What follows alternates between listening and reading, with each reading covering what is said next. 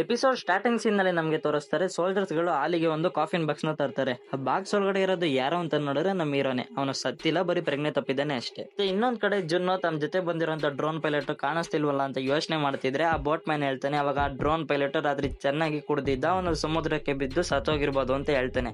ಆಗ ಜೊತೆಲಿ ಬಂದಿರೋರೆಲ್ಲ ಹೇಳ್ತಾರೆ, ನಾವು ಇವಾಗ ವಾಪಸ್ಸು ಪೋರ್ಟಿಗೆ ಹೋಗಿ ಇನ್ನೊಬ್ಬ ಡ್ರೋನ್ ಪೈಲಟ್ ನ ಕರ್ಕೊಂಡ್ ಬರ್ಬೇಕು ಅಂತ. ಆದ್ರೆ ಆ ಡ್ರೋನ್ ಪೈಲಟ್ ಹೆಂಗೋ ಮಾಡಿ ದಡಕ್ಕೆ ಸೇರ್ಕೊಂಡಿರ್ತಾನೆ.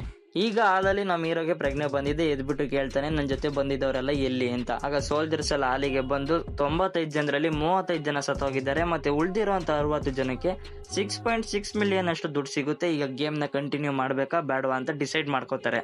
ಹೇಗೆ ಡಿಸೈಡ್ ಮಾಡ್ತಾರೆ ಅಂದ್ರೆ ಎಲ್ಲಾ ಪ್ಲೇಯರ್ಸ್ ಬಂದು ವೋಟ್ ಮಾಡ್ಬೇಕಾಗುತ್ತೆ. ಯಾವ್ದಕ್ಕೆ ಜಾಸ್ತಿ ವೋಟ್ ಬಿದ್ದಿರುತ್ತೋ ಆಗ ಗೇಮ್ ಕಂಟಿನ್ಯೂ ಆಗುತ್ತೆ, ಇಲ್ಲ ಕಂಟಿನ್ಯೂ ಆಗಲ್ಲ. ಸೊ ಇಂಥ ಟೈಮ್ ನಲ್ಲಿ ನಮ್ಮ ಹೀರೋ ಹೋಗ್ಬಿಟ್ಟು ಜಗಳ ಆಡ್ತಾ ಇರ್ತಾನೆ. ನನ್ನ ಜೊತೆ ಬಂದಿದ್ದವ್ರನ್ನೆಲ್ಲ ಸಾಯಿಸಿದಿರಾ, ನನ್ನ ಮಾತ್ರ ಯಾಕೆ ಉಳಿಸ್ಕೊಂಡಿದ್ದೀರಾ, ಉತ್ತರ ಎಲ್ಲಿ, ಇಲ್ಲಾಂದ್ರೆ ನನ್ನ ಇವಾಗ್ಲೇ ಸಾಯಿಸಿ ಅಂತ ಜೋರಾಗಿ ಗಲಾಟೆ ಮಾಡ್ತಾ ಇರ್ತಾನೆ. ಸೊ ಅದಕ್ಕೆ ಆ ಸೋಲ್ಜರ್ಸ್ ಎಲ್ಲ ನಮ್ಮ ಹೀರೋನ ಒಂದು ಹ್ಯಾಂಡ್ ಕಫ್ ಹಾಕ್ಬಿಟ್ಟು ಒಂದ್ ಜಾಗದಲ್ಲಿ ಕಟ್ ಹಾಕ್ತಾರೆ. ಸೊ ವೋಟಿಂಗ್ ನ ಸ್ಟಾರ್ಟ್ ಮಾಡ್ತಾರೆ, ಅದು ರಿವರ್ಸ್ ಆಗಿ. ನಮ್ಮ ಹೀರೋನು ಕೂಡ ಕರೀತಾರೆ, ಬನ್ನಿ ವೋಟ್ ಮಾಡಿ ಅಂತ.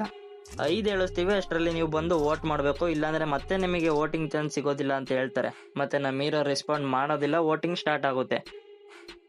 ಈಗ ವೋಟಿಂಗ್ ಸ್ಟಾರ್ಟ್ ಆದ್ಮೇಲೆ 18 ಜನ ಗೇಮ್ ಬೇಡ ಅಂತ 41 ಜನ ಗೇಮ್ ಬೇಕು ಅಂತ ವೋಟ್ ಮಾಡ್ತಾರೆ. ಸೊ ನಮ್ಗೆ ಇಲ್ಲಿ ಗೊತ್ತಾಗುತ್ತೆ ಗೇಮ್ ಕಂಟಿನ್ಯೂ ಆಗ್ತಿದೆ, ನಿಲ್ತಾ ಇಲ್ಲ ಅಂತ. ಮತ್ತೆ ಜುನ್ನೋ ಇವಾಗ ವಾಪಸ್ ಪೋರ್ಟಿಗೆ ಬಂದಿದ್ದಾರೆ. ಅಲ್ಲಿರುವಂತ ಬೋಟ್ ಮ್ಯಾನ್ ಫ್ರಂಟ್ ಮ್ಯಾನ್ ಗೆ ಕಾಲ್ ಮಾಡಿ ನಡೆದಿರೋಂತ ಎಲ್ಲಾ ವಿಷಯನೂ ಕೂಡ ಸೀಕ್ರೆಟ್ ಆಗಿ ತಿಳಿಸ್ತಾ ಇರ್ತಾನೆ. ಮತ್ತೆ ಫ್ರಂಟ್ ಮ್ಯಾನ್ ಹತ್ರಕ್ಕೆ ಒಬ್ಬ ಬ್ಲಾಕ್ ಮಾಸ್ಕ್ ಹಾಕಿರುವಂತ ಆಫೀಸರ್ ಬಂದು ನಡೆದಿರೋಂತ ಈ ಒಂದು ವಾರಲ್ಲಿ 35 ಜನ ಸೋಲ್ಜರ್ಸ್ ಗಳು ಸತ್ತೋಗಿದ್ದಾರೆ ಅಂತ ರಿಪೋರ್ಟ್ ಮಾಡ್ತಾನೆ. ಆಗ ಫ್ರಂಟ್ ಮ್ಯಾನ್ ಹೇಳ್ತಾರೆ, 35 ಜನರ ಜಾಗಕ್ಕೆ ಹೊಸ ಸೋಲ್ಜರ್ಸ್ ಗಳನ್ನ ತಗೊಂಬನ್ನಿ, ಡ್ಯಾಮೇಜ್ ಆಗಿರುವಂತ ಜಾಗನ ಬೇಗ ರೆಡಿ ಮಾಡಿಸಿ, ಇನ್ನೇನೋ VIP ಗಳು ಬಂದ್ಬಿಡ್ತಾರೆ. ಇವಾಗ ಗೇಮ್ ಬೇಕು ಅಂತ ಓಟ್ ಹಾಕಿರೋರೆಲ್ಲರೂ ಕೂಡ ನಮ್ಮ ಹೀರೋಗೆ ನಿನ್ ಜೊತೆ ಬಂದವರೆಲ್ಲ ಸತ್ತೋದ್ರು, ಅದಂತೂ ನಮ್ಗೆ ಒಳ್ಳೆ ವಿಷಯನೇ, ಯಾಕೆಂದ್ರೆ ನಮ್ಗೆ ಇವಾಗ ಜಾಸ್ತಿ ದುಡ್ಡು ಬರ್ತಾ ಇದೆ ಅಂತ ಗೇಲಿ ಮಾಡ್ತಾರೆ. ಅದೇ ಟೈಮಿಗೆ ಮಾಟ್ಗಾತಿನೂ ಕೂಡ ನಮ್ಮ ಹೀರೋ ಹತ್ರ ಬಂದು, ನಾನು ನಿನಗೆ ಮೊದ್ಲೇನೆ ಹೇಳಿದೆ, ನಿನ್ನನ್ನ ಇಲ್ಲಿಗೆ ಬರೋ ತರ ಮಾಡಿರೋದು ಆ ಸತ್ತಿರುವಂತ ಆತ್ಮಗಳೇ, ಅವು ನಿನ್ ಮೇಲೆ ಸೇಡ್ ತಿರ್ಸ್ಕೊಳೋದಕ್ಕೆ ಟ್ರೈ ಮಾಡ್ತಾ ಇದಾವೆ ಅಂತ ಹೇಳ್ಬಿಟ್ಟು ನಗ್ತಾ ಇರ್ತಾಳೆ. ಅದೇ ಟೈಮಿಗೆ ಕೋಪಗೊಂಡಿರೋಂತ ನಮ್ಮ ಹೀರೋ ಕುತ್ತಿಗೆಗೆ ಕೈ ಹಾಕಿ ಸುಕ್ತಾ ಇರ್ತಾನೆ. ಸರಿಯಾದ ಸಮಯಕ್ಕೆ ಬೇರೆ ಪ್ಲೇಯರ್ಸ್ ಬಂದು ಆ ಮಾಟ್ಗಾತಿನ ಎಳ್ಕೊಂಡು ಹೋಗ್ಬಿಡ್ತಾರೆ. ಇನ್ನೊಂದ್ ಕಡೆ ಆ ಸೋಲ್ಜರ್ 11 ನ ಇನ್ನೊಬ್ಬ ಸೋಲ್ಜರ್ ಆಪರೇಟಿಂಗ್ ರೂಮ್ ಗೆ ಕರ್ಕೊಂಡು ಹೋಗಿ ಎಲ್ರಿಗೂ ಕೂಡ ಇಂಟ್ರೊಡ್ಯೂಸ್ ಮಾಡಿಸ್ತಾ ಇರ್ತಾನೆ. ಮತ್ತೆ ಇದನ್ನ ಯಾವ ರೀತಿ ಆಪರೇಟ್ ಮಾಡೋದನ್ನು ಅನ್ನೋದನ್ನು ಹೇಳ್ಕೊಡ್ತಾ ಇರ್ತಾನೆ. ಅದೇ ಟೈಮಿಗೆ ಆ ಸೋಲ್ಜರ್ 11 ಗನ್ನ ತಗೊಂಡು ಎಲ್ಲಾ ಸೋಲ್ಜರ್ಸ್ ನ ಸಾಯಿಸಾಕಿ ಒಬ್ಬ ಡಾಕ್ಟರ್ ನ ಮಾತ್ರ ಉಳಿಸ್ತಾಳೆ. ಆ ಉಳಿಸಿರೋ ಅಂತ ಡಾಕ್ಟರ್ ಗೆ ಆ ಬಾಡಿಲಿರುವಂತ ಬುಲೆಟ್ ನ ತೆಗ್ದಾಕೋ ಅಂತ ವಾರ್ನ್ ಮಾಡ್ತಾ ಇರ್ತಾಳೆ. ಅದಕ್ಕೆ ಆ ಡಾಕ್ಟರ್ ಸರಿ ನಾನು ಬುಲೆಟ್ ನ ತೆಗ್ದಾಕ್ತೀನಿ ಅಂತ ಒಪ್ಕೋತಾನೆ. ಮತ್ತೆ ಇಲ್ಲಿ ಆ ಡಿನ್ನರ್ ಟೈಮ್ ಅಲ್ಲಿ ಅಜ್ಜಿ, ಅವ್ರ ಮಗ ಮತ್ತೆ ಯೂನ್ಜು ನಮ್ಮ ಹೀರೋ ಜೊತೆ ಮಾತಾಡೋದಕ್ಕೆ ಅಂತ ಬರ್ತಾರೆ. ಯೂನ್ಜು ನನ್ನ ಕೈಯಲ್ಲಿ ವೆಪನ್ಸ್ ತರೋದಕ್ಕಾಗ್ಲಿಲ್ಲ, ಬುಲೆಟ್ಸ್ ತರೋದಕ್ಕಾಗ್ಲಿಲ್ಲ ಅಂತ ಸಾರಿ ಕೇಳ್ತಾಳೆ. ಅದೇ ಟೈಮಿಗೆ ಅಜ್ಜಿ ಮತ್ತೆ ಅವ್ರ ಮಗ ದೇವ್ ಕರೆಕ್ಟ್ ಆಗಿ ಬಂದ ವೆಪನ್ಸ್ ನ ಕೂಡ ತಗೊಂಡ, ಆದ್ರೆ ಯಾಕೆ ವಾಪಸ್ ಹೋಗ್ಲಿಲ್ಲ ಅಂತ ಹೇಳ್ಬಿಡ್ತಾಳೆ. ಆಗ ನಮ್ಮ ಹೀರೋ ದೇವ್ ಕಡೆ ನೋಡಿ ಅವನನ್ನೇ ಗುರಾಯಿಸ್ತಾ ಇರ್ತಾರೆ. ಇನ್ನೊಂದ್ ಕಡೆ ಮನೆಗ್ ಬಂದಿರೋಂತ ಜುನ್ನೋ ಮತ್ತೆ ಅವನ ಅಸಿಸ್ಟೆಂಟ್ ಮಾತಾಡ್ತಾ ಇರ್ಬೇಕಾದ್ರೆ ಅಸಿಸ್ಟೆಂಟ್, ನಿಮ್ಮನ್ನ ಬೋಟ್ ಮ್ಯಾನ್ ಕಾಪಾಡ್ದ ಅಂದ್ರೆ ನಂಬೋಕೆ ಆಗ್ತಿಲ್ಲ, ಯಾಕೆಂದ್ರೆ ನಾನ್ ರಾತ್ರಿ ಈಚ್ ಕಡೆ ಬಂದಾಗ ನಾನ್ ಬಂದಿದ್ದನ್ನ ನೋಡಿ ಆ ಬೋಟ್ ಮ್ಯಾನ್ ಅವ್ನ ಕೈಲಿರೋಂತ ಸ್ಕ್ರೂ ಡ್ರೈವರ್ ನ ಹೈಡ್ ಮಾಡೋದಕ್ಕೆ ಟ್ರೈ ಮಾಡ್ತಾ ಇದ್ದ ಅಂತ ಹೇಳಿದ್ರು ಕೂಡ ಜುನ್ನು ನಮ್ದಲೇನೆ ನನ್ನನ್ನ ಕಾಪಾಡಿದ್ದೆ ಆ ಬೋಟ್ ಮ್ಯಾನ್, ಅವ್ರಿಗೂ ಇದಕ್ಕೂ ಸಂಬಂಧ ಇಲ್ಲ ಅಂತ ಹೇಳ್ತಾನೆ.